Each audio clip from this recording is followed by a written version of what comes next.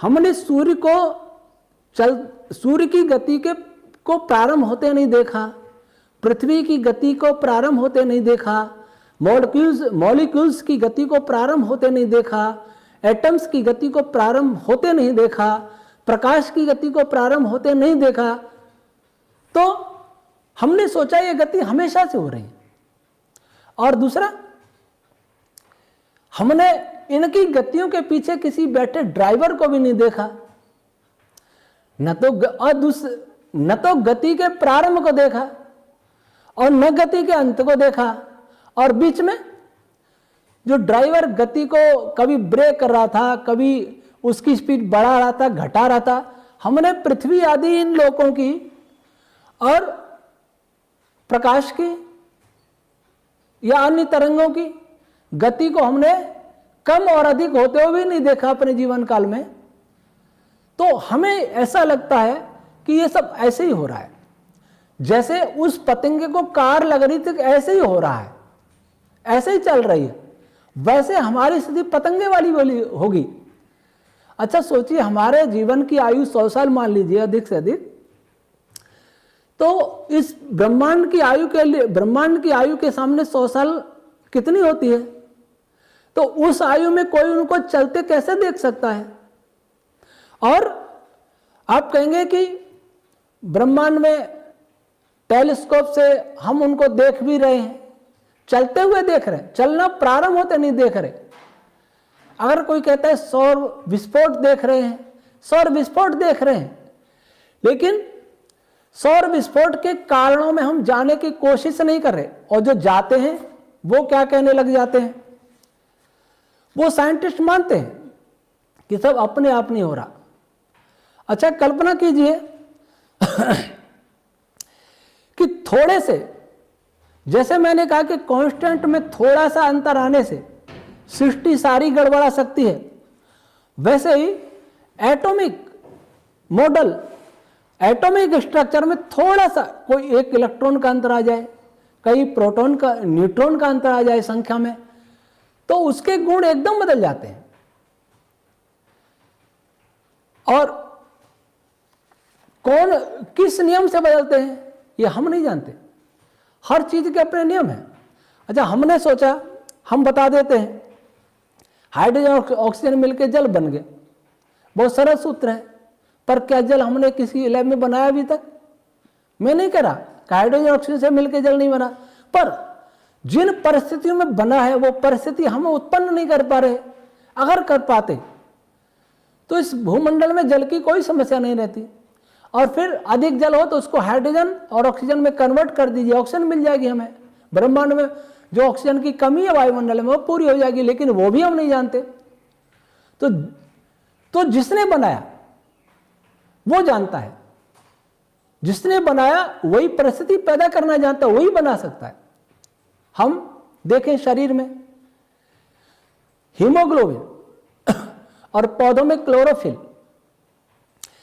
किसी के अंदर खून की कमी है, एनीमिया है, तो गेहूं के जवारों का रस दिया जाता है नेचुरोपैथी।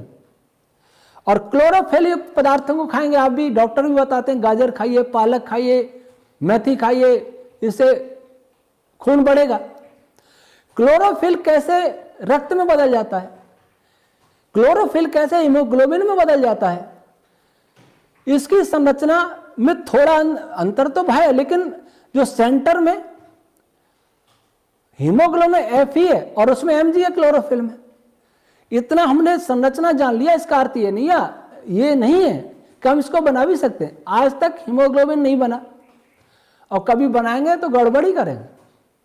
जो भी चीज बनाई है, शरीर का कोई भी अंग कृत्रिम बना लें, वो नेचुरल अंग है, वैसा वो काम कर ही नहीं सकता, ऐसा कभी नहीं हो सकता। तो इसका अर्थ ये हुआ कि कहीं ना कहीं कमियां रहेगी। तो जो इस सब को कर रहा है वो कितनी बड़ी बुद्धि है। आज दांत के डॉक्टर, दांत एक सामान्य सा अंग है शरीर का, दांत के डॉक्टर के पास जाकर के आप कहिए कि क्या आप दांत के बारे में सब कुछ जानते हैं, तो वो कह देगा सब कुछ तो नहीं जानता। अगर सब कुछ जानता होता तो पायरिया लगे दांतों को उखाड़ना नहीं पड़ता, उसको नकली दांत नहीं लगाता, और नकली दांत कभी असली की बराबरी नहीं करते, वो उखाड़ता ही है। अगर जानता दांत के बारे में सब कुछ तो उसी दांत को नया बना सकता था, लेकिन कोई डॉक्टर नहीं बना सकता दुनिया का जब दांत के बारे में सब कुछ नहीं जानता। तो फिर आंख के बारे में कैसे सब कुछ जान जाएगा? दांत आंख के बारे में नहीं जानता तो हार्ट और मस्तिष्क के बारे में कैसे सब कुछ जान जाएगा? जब इनके बारे में नहीं जानता तो जरा सोचें, जिसने शरीर को बनाया है, जिसने वो कितना जानता है। तो वह चेतना सर्वशक्तिमान, वह चेतना सर्वज्ञ, जो ये बनाने वाला कैसा होना चाहिए? अब ये विचार करना है कि बनाने वाला एक तो सर्वशक्तिमान होना चाहिए, जिसने बड़ी बड़ी गैलेक्सियों को, सारे ब्रह्मांड को बनाया है, घुमाता भी है, और जो सूक्ष्म पार्टिकल को कंट्रोल भी करता है, वेव्स को कंट्रोल करता है। वेव से छोटा बहुत कुछ है हमारे वैदिक साइंस में। आप जो क्वार्क के विषय में पढ़ते हैं, मैं वैदिक फिजिक्स के द्वारा हम उसको 5 स्टेज पीछे ले जाते हैं, 5 से भी अधिक, 7-8 स्टेज पीछे ले जाके बताते हैं कि ये था मूल। आज कोई वैज्ञानिक ये नहीं जानता कि इनिशियल स्टेट क्या थी ब्रह्मांड की, लेकिन वैदिक रश्मि थ्योरी में बताती है कि इनिशियल स्टेट क्या है। वो आज की इनिशियल स्टेट से करीब 6-7 स्टेज पीछे की बात करती है। तो इससे तो जो सब इनके बारे में जानता है वो सर्वज्ञ है और सर्वशक्तिमान है, उससे बड़ी शक्ति किसी की नहीं। और ब्रह्मांड बहुत बड़ा है, तो वह शक्ति कैसी होगी? सर्वव्यापक होगी। कोई चेतन शक्ति एक स्थान पर बैठकर संपूर्ण ब्रह्मांड को नहीं बना सकती और न चला सकती। तो वो ब्रह्मांड को बनाने वाला सर्वशक्तिमान भी होगा, सर्वज्ञ भी होगा, सर्वव्यापक भी होगा। और जो सर्वव्यापक होगा वो निराकार ही होगा, उसका कोई आकार नहीं हो सकता। ये नोट कर ले कि शक्ति इस ब्रह्मांड में निराकार की ही होती है। एनर्जी निराकारी है, चार्ज निराकार है, विद्युत निराकार है, और साकार में कोई शक्ति नहीं होती। साकार के अंदर कोई शक्ति है तो वो निराकार की है। किसी मशीन में शक्ति है तो इलेक्ट्रिसिटी की शक्ति है, इलेक्ट्रिसिटी निराकार है। तो वह ईश्वर निराकार ही हो सकता है, सर्वव्यापक ही हो सकता है, सर्वशक्तिमान ही हो सकता है, सर्वज्ञ हो सकता है। आर्य समाज के दूसरे नियम में महर्षि दयानंद सरस्वती जी ने जो ऋषि ईश्वर के गुण बताए हैं, उसी गुण वाला ईश्वर वैज्ञानिक रूप से हो सकता है। फिजिक्स की दृष्टि से देखें तो वैसा ही ईश्वर होगा, वो किसी एक देश में नहीं रहेगा। और अब प्रश्न आ जाए, क्या जब ईश्वर बनाने वाला है और उसके बनाए बिना कुछ नहीं बन सकता, तो कोई प्रश्न करे कि ईश्वर के बनाने वाला कौन? हाँ, एक बड़ा प्रश्न है कि जब ईश्वर सबको बनाने वाला है तो उसको बनाने वाला भी होना चाहिए। अब यह देखना है कि कौन से ऐसे पदार्थ हैं जिनको बनाने वाले की जरूरत नहीं है, जो अपने आप हैं, जो कभी बनते नहीं हैं और जो कभी मिटते भी नहीं हैं। और कौन से ऐसे पदार्थ हैं जो बनते रहते हैं, बिगड़ते रहते हैं। देखिए, ये मॉलिक्यूल से बना है, जिससे मिलके बना है वो कभी विखंडित होकर के टूट कर एक उन्हीं में वापस बदल सकता है। मॉलिक्यूल से बना बिखर के मॉलिक्यूल में बदल जाएगा। मॉलिक्यूल किससे बने? एटम से बने, तो मॉलिक्यूल भी एटम में बिखर जाएंगे। जो किसी से मिलके बना वो इटर्नल नहीं हो सकता, क्योंकि वो कभी बिखर भी सकता है। जो बनता है वो बिगड़ता है, जो बिगड़ता है वो कभी बनता भी है। अब एटम इलेक्ट्रॉन, प्रोटॉन, न्यूट्रॉन आदि से बने, तो इसलिए एटम भी इटर्नल नहीं है। अब इलेक्ट्रॉन, प्रोटॉन, न्यूट्रॉन किससे बने? इलेक्ट्रॉन तो नहीं, लेकिन प्रोटॉन, न्यूट्रॉन क्वार्क से बने। इसका मतलब प्रोटॉन और न्यूट्रॉन भी इटर्नल नहीं है, वो भी क्वार्क से बने। फिर क्वार्क और इलेक्ट्रॉन किससे बने? इसको स्ट्रिंग थ्योरी कहते हैं, स्ट्रिंग से बने। इसका मतलब इलेक्ट्रॉन, क्वार्क भी इटर्नल नहीं है। अब स्ट्रिंग वाले भी अगर आप में से कोई हो तो मैं पूछूंगा, स्ट्रिंग कैसे बनी? स्ट्रिंग क्या है?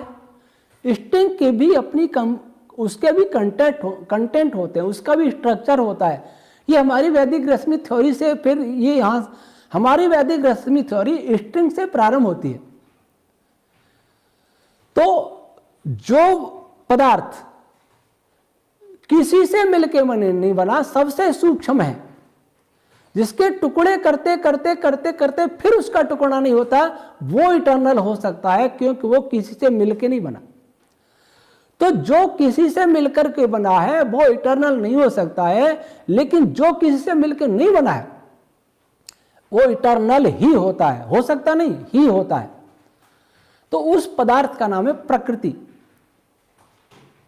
प्रकृति क्या है, अब इस पर तो हम यहां नहीं बता पाएंगे, लेकिन प्रकृति एक ऐसा पदार्थ जो इटर्नल है, जिसमें मास नहीं, जिसमें चार्ज नहीं, जिसमें कोई स्पीड, गति नहीं, मोशन नहीं, जिसमें कोई लाइट नहीं, जिसमें कोई साउंड नहीं, अर्थात कोई लक्षण नहीं है, अलग वो विषय है। तो वो किसी से मिलके नहीं बनी, इसलिए वो इटर्नल है। इसी प्रकार वो जड़ है, लेकिन प्रकृति मटेरियल है जिससे ब्रह्मांड को बनाया। और ईश्वर वह भी इटर्नल है, क्योंकि वह भी, उसके भी कोई कंटेंट्स नहीं होते, उसके कोई पार्ट्स नहीं होते, इसलिए वो भी इटर्नल है। और आत्मा का भी पार्ट्स नहीं, तो उसका भी कोई स्ट्रक्चर नहीं होता, इसलिए वो भी इटर्नल है। तो स्ट्रक्चरलेस, कंटेंट्सलेस जो पदार्थ है उसका कभी निर्माण नहीं होता। वो तो तीन सत्ताएं, ईश्वर, आत्मा और प्रकृति रूप में पदार्थ, वो इटर्नल है।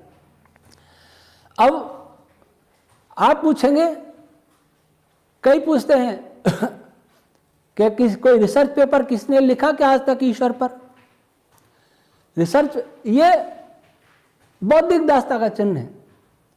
रिसर्च पेपर तो उस पर लिखा जाएगा, लिखे जाते हैं जिसको लैब में देखा जाता है, जो ऑब्जर्वेशन होते हैं। ईश्वर पर न मैथ काम करता है, न कोई एक्सपेरिमेंट काम करता है, न कोई ऑब्जर्वेशन काम करता है, तो रिसर्च पेपर कैसे लिखेंगे उस पर?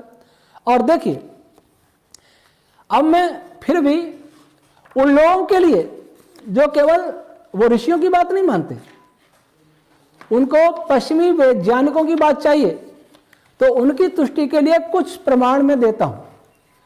वैसे मैं उनके प्रमाण अपने लिए कोई आवश्यक नहीं मानता हूं।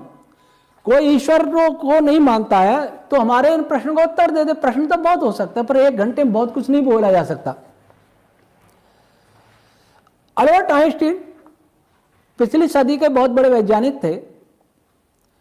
वे कहते थे, the more I study science the more I believe in God. I want to know how God created this world. I am not interested in this or that phenomena, in the spectrum of this or that element. I want to know his thoughts. आप समझ गए होंगे कि Einstein ने ईश्वर के लिए क्या कहा। मैक्स बॉर्न कहता है, those who say that the study of science makes a man an atheist must be rather silly. जो कहते हैं कि साइंस का अध्ययन व्यक्ति को नास्तिक बनाता है, यह मूर्खता की बात है। लॉर्ड विलियम कैल्विन क्या कहते हैं, if you study science deep enough and long enough it will be force you to believe in God. यदि आप साइंस को गहराई से और पर्याप्त दूरी तक पढ़ेंगे, समझेंगे, तो आपको ईश्वर में विश्वास करने के लिए साइंस विवश कर देगा। Sir Isaac Newton, in the absence of any other proof, the thumb alone would convince me of God's existence. वो कहते हैं संसार की किसी वस्तु की जरूरत नहीं ईश्वर की सिद्ध करने के लिए, एक अंगूठा मेरा पर्याप्त है ईश्वर की सत्ता को सिद्ध करने के लिए।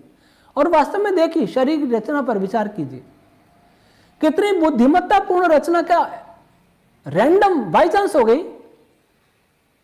न्यूटन कहते हैं कि एक अंगूठा ही पर्याप्त है।